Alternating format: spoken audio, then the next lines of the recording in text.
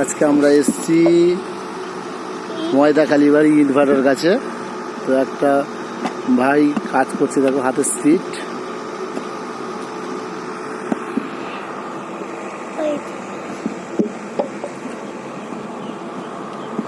ইটভাটার নাম সরোজ। এই যে কাটা হচ্ছে, ওখানে বের করছে, হাতের স্পিড খুব সুন্দর ভাইয়ের।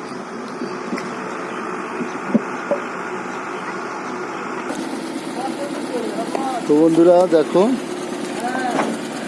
এই ইট ভাটা ওপারে পোড়া হয়ে গিয়েছে, এপারে দাদারা কাজ করছে। তো প্রত্যেকের পরিপূরক আমরা, যাই ওপারে কাজ করছে, এগুলো দাদা এসছে। তো ইট ভাটা সাজানো হচ্ছে, ওপারে পোড়া হয়েছে দেখাবে।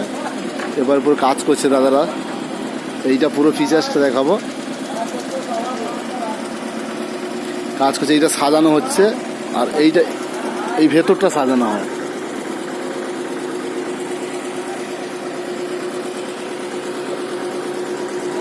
তো আমার সঙ্গে দেবমিত্র এসছে।